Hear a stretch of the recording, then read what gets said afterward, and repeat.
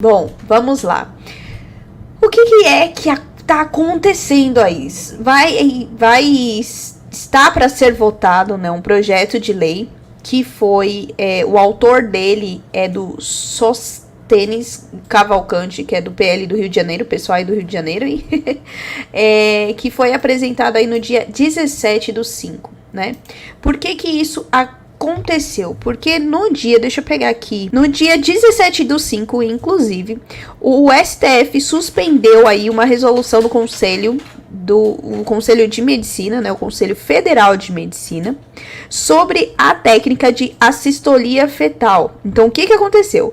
O Alexandre de Moraes, lá do STF, ele suspendeu uma resolução, ou seja, uma decisão do Conselho Federal de Medicina. Ou seja, essa resolução proibia a utilização de uma técnica que eles chamam de assistolia fetal para a interrupção das gestações acima de 22 semanas decorrentes de estupro, né? Então, Alexandre de Moraes, ele suspendeu isso, ou seja, permitiu aí, né, que acontecesse isso. O que é a sistolia, né? A sistolia é quando você coloca uma injeção no coração do feto, né, e tem clorato de potássio. E aí meio que acontece um infarto ali no feto e ele, né, acaba falecendo, né? Então, na avaliação do ministro, há, na hipótese, indícios de abuso de poder. Esse daqui é a decisão do STF no dia 17/5. Abuso de poder regulamentar por parte do Conselho Federal de Medicina ao limitar a realização do procedimento médico reconhecido e recomendado pela Organização Mundial da Saúde previsto em lei.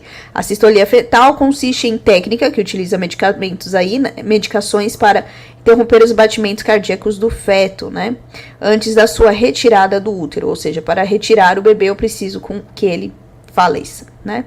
Então aí também ele falou que essa liminar, ou seja, essa suspensão, né, ela restringe os direitos da mãe, né, de interromper a gravidez. Aqui diz, inclusive, o Conselho ultrapassou isso, né, palavras do ministro, que o Conselho ultrapassou sua competência regulamentar, impondo tanto ao profissional de medicina quanto à gestante vítima de um estupro uma restrição de direitos não previstas em lei, abre aspas, capaz de criar embaraços concretos e significativamente preocupantes para a saúde das mulheres. Então, o que aconteceu aí, né? Não é uma coisa que estão falando muito sobre essa PL. Ela começou a ser falada, assim, começar a bombar mesmo ontem, mais ou menos no final do dia. Até porque nosso querido padre Paulo Ricardo, ele soltou um vídeo explicando sobre essa PL, nós vamos assistir juntos aqui, né, sobre essa questão, mas ainda estão surgindo novos vídeos, pessoas apoiando isso no X, o antigo Twitter, Instagram, YouTube também, tem alguns canais que já estão falando isso. Existem pessoas que eu conheço que são pró-vida que eu ainda não vi falarem sobre essa questão. Tô falando aqui da minha cidade, tá?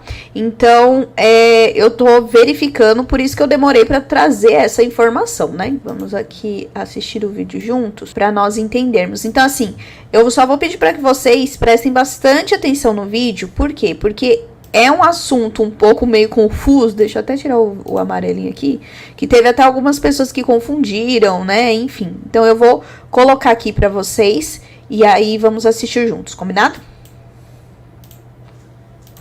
Não sei se você se deu conta do que está acontecendo no nosso país.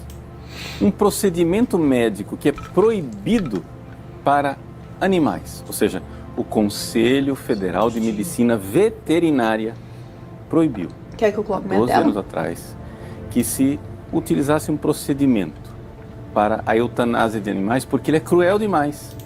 Pois bem, esse procedimento que é cruel para os animais pode ser usado agora no Brasil para matar crianças. É isso mesmo, matar crianças. É isso que está acontecendo no nosso país.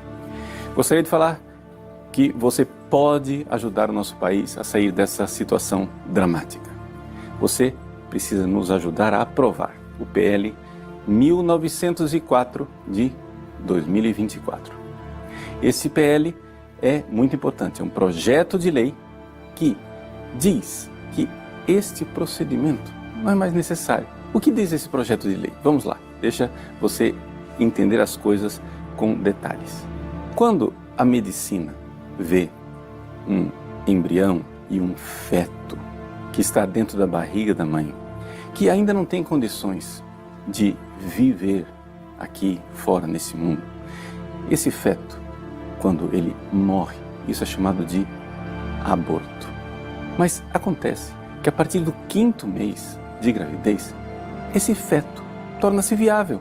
Ou seja, é possível que a mãe tenha um parto prematuro e essa criancinha é levada para um UTI neonatal.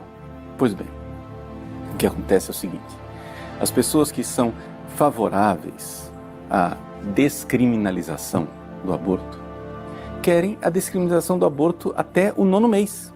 Sim, isso mesmo que você está ouvindo, até o 9º mês.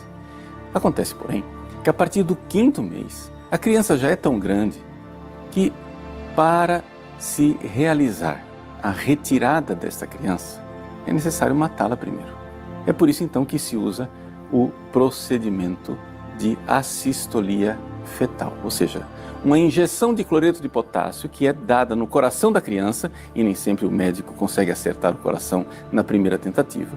Uma grande agulha é introduzida para acertar o coração da criança e esta criança, então, morre com as dores de um infarto. Vejam, trata-se de um procedimento cruel e é por isso que em 2012 o Conselho Federal de Medicina Veterinária proibiu esse procedimento para fazer a eutanásia de animais, ou seja, animais que em sofrimento precisam ser sacrificados. Este procedimento ele foi condenado pelo Conselho Federal de Medicina Veterinária. 10 anos depois, o Conselho Federal de Medicina, para nós humanos, proibiu esse procedimento também para os médicos, para que isso não fosse feito, né, nos procedimentos de aborto. Acontece, porém, que o Supremo Tribunal Federal decidiu que a medicina brasileira, o Conselho Federal de Medicina, não está à altura dos parâmetros científicos da comunidade internacional e então atacou esta regulamentação do Conselho Federal de Medicina. Ou seja, você entendeu bem, juízes que nada entendem de medicina, juízes que nada conhecem daquele procedimento, agora estão julgando o Conselho Federal de Medicina, dizendo: os senhores são médicos, mas os senhores não entendem nada, quem entendemos somos nós, juízes. Nós precisamos parar com esse tipo de absurdo no nosso país. Portanto, o PL 1904 de 2024 é um PL que criminaliza, sim, criminaliza os médicos que fizerem esse procedimento. Este é o espírito do PL 1904 de 2024. Nós queremos que você nos ajude. Grave um vídeo. Sim, você com seu celular, com seu smartphone, grave um vídeo e poste nas suas redes sociais. Poste no Instagram, no X, o antigo Twitter, e faça um vídeo dizendo #PL 1904 sim. Nós precisamos aprovar essa lei. Além disso, eu quero pedir a você, e o que eu vou falar agora é muito importante, você precisa telefonar para o seu deputado. Sim, nós temos os deputados, a bancada do seu estado.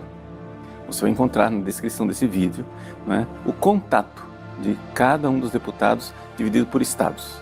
E você vai procurar o seu estado e, começando pelo seu estado, telefonar. Telefonar para os deputados com muita educação, sem ofender a ninguém, mas explicar que você sabe perfeitamente o que é este PL, a sua importância e que esse deputado precisa votar. Votar porque o povo brasileiro é maciçamente, é absolutamente contra o aborto. Uma criança viável, uma criança que pode nascer, ela não pode ser morta no ventre da mãe. Então, #PL 1904 sim. É isso que você precisa transmitir para os seus amigos. Transmita esse vídeo, faça os seus vídeos, vamos fazer um grande movimento. Hoje, segunda-feira, dia 10 de junho, é um dia importante, o dia de você se movimentar. Amanhã, no dia 11, vai ser votado o requerimento de urgência deste projeto de lei. Então, peça que seja aprovado o quanto antes. Peça para os líderes, né, das bancadas que votem esse requerimento de urgência, para que, com a graça de Deus, no dia 12, nós votemos a aprovação desse PL. Nós contamos com a sua generosidade.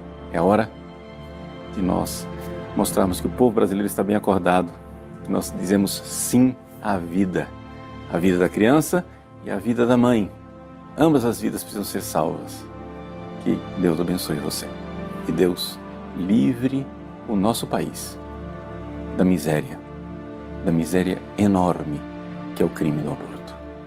Bom, eu vou deixar o link desse vídeo para que vocês possam compartilhar.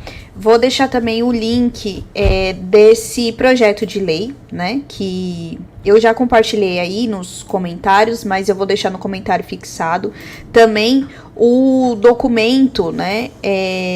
Com os contatos dos deputados que o Padre Paulo Ricardo comentou aí, ele está num link e também ele está em PDF, então para que você possa entrar em contato, né? Hoje teve uma mobilização, eu achei que foi uma mobilização muito pequena, perto do que nós fizemos contra a DPF 442, então por isso que também eu estou fazendo essa live aqui, né?